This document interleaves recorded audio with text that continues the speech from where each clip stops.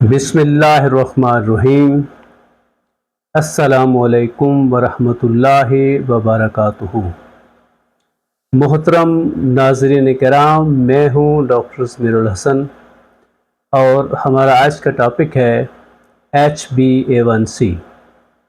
यानी आज हम देखेंगे कि HbA1c जो है वो क्या है और उसकी जो लेबॉरेटरी की जो वैल्यू है, उसके बेनिफिट्स क्या हैं, उसके मकासद क्या हैं, और अगर किसी मरीज़ की HbA1c जो है वो बढ़ी हुई है तो उसके नुकसानात क्या हैं। सबसे पहले तो आपको ये पता होना चाहिए कि HbA1c है क्या। HbA1c एक टेस्ट है जो शुगर के मरीज़ों में किया जाता है और इसको कहते हैं ग्लाइकोसिलेटेड हीमोग्लोबिन। हीमोग्लोबिन जो है वो हमारे खून के जो सुर्ख जिस्म हैं, रेड ब्लड सेल, उनमें एक प्रोटीन है जिसको हीमोग्लोबिन कहते हैं। और हीमोग्लोबिन का जो काम है वो ये है कि वो जो हमारे फेफड़े हैं उनसे ऑक्सीजन लेती है और सारे जिस्म में पहुंचाती है। हीमोग्लोबिन हमारे खून के जो रेड सेल हैं उनके अंदर होती है और रेड सेल जो है उनकी उम्र तकरीबन 90 से लेके 120 दिन तक होती है। अब HbA1c है क्या बेसिकली, कि जब हमारे खून में जो ग्लूकोज का लेवल है वो हाई होता है तो वो जो एक्सेसिव ग्लूकोज है वो हमारी हीमोग्लोबिन के साथ अटैच हो जाता है और एक दफ़ा वो अटैच हो जाता है तो फिर वो उससे उतरता नहीं है, वो उससे अलहदा नहीं होता।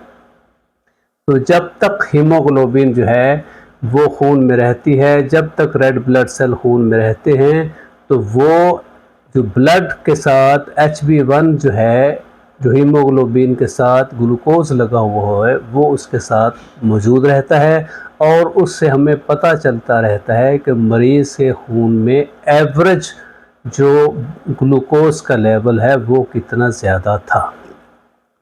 यानी अगर उसके मरीज़ के खून में जो ग्लूकोज का लेवल है वो कम होगा तो उसकी जो हीमोग्लोबिन है उसके साथ उसकी एसोसिएशन, उसकी अटैचमेंट, उसकी ग्लाइकोसिलेशन जो है वो कम होगी, इसलिए उसकी HbA1c की रीडिंग कम आएगी।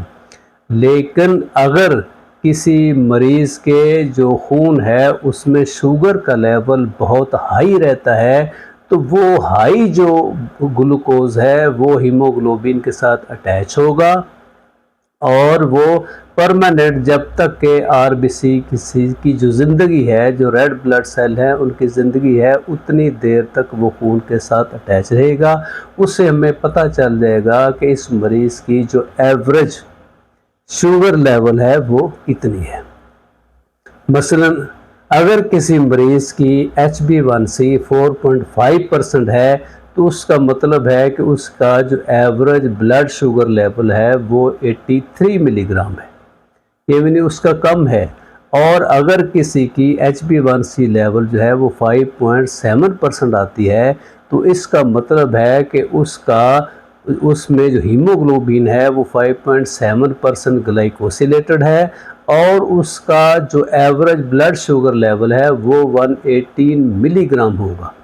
और अगर किसी की HbA1c की रीडिंग 6.5 आती है तो उसका जो ब्लड शुगर जो एवरेज लेवल है वो 150 और 155 के करीब होगा। यानी जितना उसमें ब्लड में ग्लूकोज का लेवल बढ़ता जाएगा उतनी ही उसकी HbA1c की लेवल बढ़ती जाएगी। इसी तरीके से अगर किसी की 7% HbA1c है तो उसका मतलब है उसका जो खून है उसके एवरेज जो है वो 170 टू 180 मिलीग्राम उसकी ब्लड शुगर है। और अगर किसी की HbA1c 8% है तो उसका मतलब है कि उसकी एवरेज 200 या 210 के करीब उसकी ब्लड शुगर रहती है।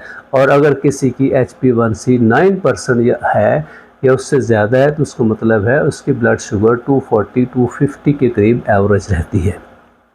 तो इसका पता क्या चलता है कि जितनी ब्लड शुगर आपकी ज़्यादा होगी उतनी आपकी HbA1c ज़्यादा होगी। तो ये एवरेज HbA1c है, ये एवरेज ब्लड जो है उसमें ग्लूकोज का लेवल बताती है। अब इसका बेनिफिट क्या है?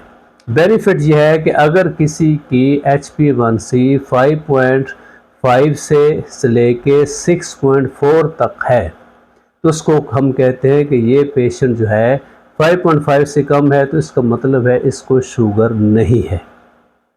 लेकिन अगर किसी की HbA1c 5.5 से लेके 6.4 तक है तो उसको हम कहते हैं कि इसको शुगर तो नहीं है लेकिन ये प्री डायबिटिक है, यानी इसको शुगर होने के चांसेस ज़्यादा हैं।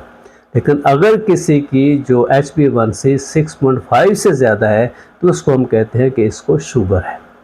तो एक तो HbA1c का फ़ायदा क्या है कि इससे डायग्नोसिस होता है, तशख़ीस होती है कि उस किसी मरीज़ को शुगर है या नहीं है। दूसरा ये है कि जब हम किसी का ट्रीटमेंट करते हैं, इलाज करते हैं, तो उसकी बजाय इसके कि हम सुबह दोपहर शाम उसकी जो शुगर लेवल चेक करते रहें, उसका 3 महीने के बाद हम टेस्ट करवा लेते हैं, तो उससे हमें पता चलता रहता है कि उसकी जो एवरेज शुगर लेवल कंट्रोल्ड है कि नहीं। तो हमारा जो टारगेट क्या होता है कि उसकी HbA1c 6.5 और 7 के दरमियान रहे, क्योंकि अगर इतनी उसकी 6.5 और 7 के दरमियान है तो इसका मतलब है उसकी शुगर कंट्रोल्ड है। क्योंकि 6.5 का जो एक टारगेट ये रखा जाता है कि आमतौर पर स्टडी में देखा गया है कि अगर किसी मरीज़ की, ये पॉइंट बहुत इम्पॉर्टेंट है, कि अगर किसी मरीज़ की HbA1c 6 पॉइंट से जब ज़्यादा होती है तो उसका मतलब है कि उसके जिस्म में शुगर की वजह से जो कॉम्प्लिकेशन है उनके होने के चांसेस बढ़ते जाते हैं। यानी शुगर की वजह से जो आँखों में रेटिनोपैथी हो सकती है, यानी उनकी जो नज़र है वो ख़त्म हो सकती है, या उनकी न्यूरोपैथी हो सकती है, या उनकी नेफ्रोपैथी हो सकती है, गुर्दे जो है वो कमज़ोर हो सकते हैं, गुर्दे फेल हो सकते हैं, या इस लेवल पे आके उसमें माइक्रो एल्ब्यूमिन यूरी हो सकता है, यानी कि उनके जो पेशाब है उसमें एल्ब्यूमिन लीक हो सकती है, जिसकी वजह से बाद में गुर्दे फेल हो सकते हैं। तो लेकिन अगर कोई मरीज़ बूढ़ा है ख़ास तौर पे, तो हम कोशिश करते हैं कि 7.5 या 8 तक भी उसकी HbA1c हो तो कोई मसला नहीं है, क्योंकि ओल्ड एज में हम स्ट्रिक्ट कंट्रोल नहीं करते। अगर हम स्ट्रिक्ट कंट्रोल करेंगे तो बाज़ औक़ात ओल्ड एज में हाइपोग्लाइसीमिया हो जाता है, जो खून है उसमें शुगर का लेवल कम हो जाता है, जिसकी वजह से डिमेंशिया हो सकता है, बाज़ औक़ात ओल्ड एज में फालज भी हो सकता है। तो लिहाजा जो बार बार जो शुगर चेक करने के बजाय अगर आप HbA1c का जो टेस्ट है वो 3 महीने बाद करवाते रहें, तो उससे आपको पता चलता जाएगा कि आपकी शुगर कंट्रोल्ड है कि नहीं है, और उसी के बेसिस पे हम जो मेडिसिन हैं, जो उसका परहेज़ है, वो बताते हैं कि आप परहेज़ सही नहीं कर रहे या मेडिसिन सही नहीं ले रहे, या अगर किसी को इंसुलिन लग रही है तो उसकी हम इंसुलिन एडजस्ट करते हैं, तो उसकी मेडिसिन एडजस्ट करते हैं। तो HbA1c जो है एक बहुत अच्छा टेस्ट है, जो कि ना सिर्फ शुगर के डायग्नोसिस के लिए, तशख़ीस के लिए, बल्कि उसकी ट्रीटमेंट जो है और उसका भी पता चलता रहता है कि प्रोग्नोसिस कैसी है, उसकी ट्रीटमेंट कैसी है, कि मरीज़ जो है वो ठीक हो रहा है कि नहीं हो रहा। आपको बहुत शुक्रिया।